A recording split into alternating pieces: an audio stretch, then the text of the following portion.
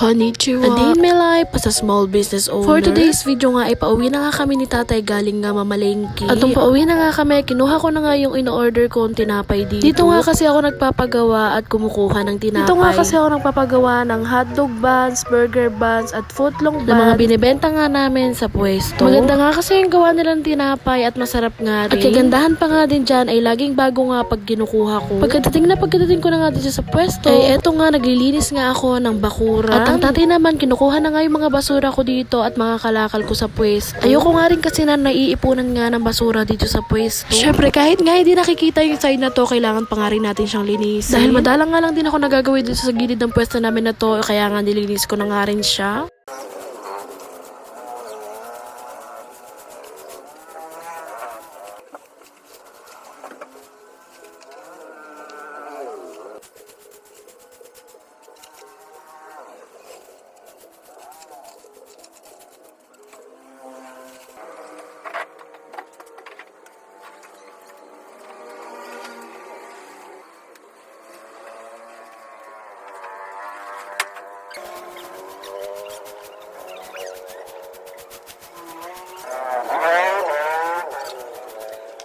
Pagkatapos nga na dito na nga ako naglinis sa harap ng pwesto namin. Abay, Diyos may marimar, sobrang kalat nga rin dito. At eto nga pinagsisigaan na nga namin ay inalis ko na nga rin siya dyan.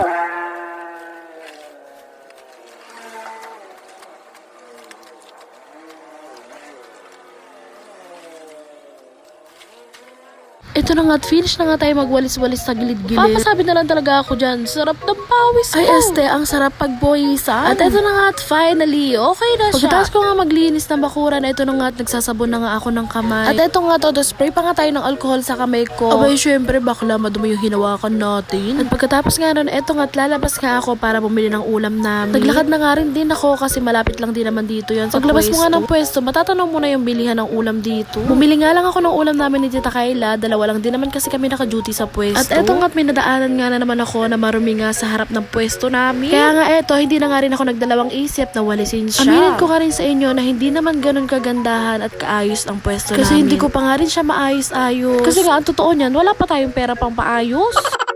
Pangarap ko nga din pala na umayos at gumanda nga itong pwesto natin. Sa mga hirap na hirap nga hanapin yung pwesto namin dyan, ayan nga lang po siya, ayan lang po yung simbahan namin at eto lang siya, simple lang. Sorry nga din pala sa lahat ng mga umuutang sa akin at wala nga po talaga akong maipautang. Marami pa rin po talaga akong binabayaran kaya pasensya po talaga sa inyo. Gusto nga talaga namin ni Bina umayos nga at mas gumanda nga itong pwesto namin. Sana soon talaga mapaayos at mapaganda namin itong pwesto. Dito nga, kumakain na nga rin kami ni Tita Kayla ng tanghalian dyan. At ang binili ko nga ulam, munggo at saka Bicol Express. At hindi na nga rin nagtagal, dumating na nga rin si B. Nagpupunta kasi siya dito tuwing maghahapon. At minsan nga, sinasabi ko nga sa kanya, okay lang, kaya na namin, huwag ka muna magpunta, magpahinga ka muna dyan sa inyo. Kapag nga naman kompleto kami dito sa pwesto, ay okay nga lang din kahit hindi muna siya magpunta at magpahinga muna siya sa kanila. Dito nga ay gumagawa kami ng order ng mga magagandang dila. Ang order nga nila dyan ay tigi-tigisa nga silang isang buy one take one na burger. Pagpasensyahan nyo na nga rin po na medyo maingay at nag-voice over nga ako habang umuulan. Kasi kailangan nga din talaga natin makapag-edit agad at marami pa nga tayong gagawin. Oh my gosh, kabaw-kalag-kalag pa!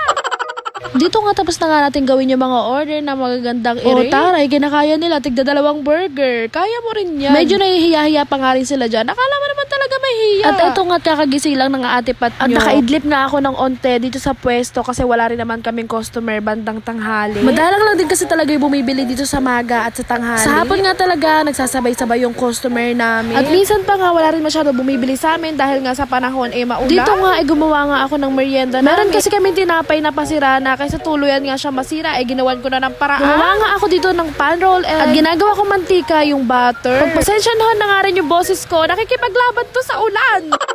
Nagmamadali na nga din ako mag-edit at may dideliveran nga rin ako. Kahit umuulan nga, mag-deliver pa rin tayo. Maligo na tayo ng ulan. Dito nga ay sarap na sarap nga si Bisa ginawa kong pagkain. O diba, kesa itapon at tuluyang masira, gawan na lang natin ng paraan. Pinaayo ko nga kasi sa lahat talaga ay nag-aaksaya ng pagkain. Halata naman sa akin, diba? Alam niyo po ba ang minamanifest ko ngayon ang magkaroon kami ng e-bike na pang-deliver? Para kahit umuulan nga at katirikan ng araw, ma-deliver pa rin namin yung mga order. Sana talaga at manifesting talaga na magkaroon na ako ng e-bike dito sa pwesto. Para yun na nga rin talaga yung magiging service ko sa pamamalengke. At sa pag-deliver nga po ng mga order nyo. Dito nga ay nagpunta nga yung mga tropa sa pwesto para ayain nga kami kumain. At eto, sa kasamaang palad, inabutan nga kami ng ulan kaya naghinto muna kami sa isang waiting shed. Sobrang tagal nga namin naghihintay dyan, maliwanag pa nga lang umalis na kami doon sa pwesto. Abay, Diyos may marimar, ginabi na kami. Nandito pa rin kami sa waiting shed, naghihintay na tumila yung ulan. Papakanta na lang talaga ng rain, rain, go away, come again another day. Dahil sobrang tagal na nga namin sa waiting shed at medyo tumila na nga yung ulat at kaya na nga namin umalis. Kaya nga sabi nila, ilaban na natin to. Samjing na kasi sila. Lagot na lang talaga kami sa nanay namin pag nakita tong video na to na sumusuba kami sa ulan. Oh shish, baka mapalo kami sa puwet. Finally nga rin, nakarating na nga rin kami dito sa kakainan namin. Abay, Diyos may marman, ang dami namin pinagdaanan bago nga kami makarating dito. Ginabi na nga rin talaga kami kakahintay na tumila yung ulan. Ay naapo, ayan, pagdating namin dito, tsaka tumila yung ulan, di ba? Nakikisama siya. Eto na, kakain na kami. So, pag kumain kami na to, craving satisfied na Share kami. ko nga lang din sa inyo na biglaan nga lang din itong pag-aaya nila sa amin. At hindi ito planado. Akalain mo yun, naka-duty lang ako sa pwesto. Tapos nandito na ako sa Samjihan. Kung tatanungin nyo nga ako kung sino nga yung kasama na isa kong angels na iniwan ko, ay yung isa ko pang ang angels. Oh siya, Diyos may busog na ang lahat. Hanggang dito na lang, babush.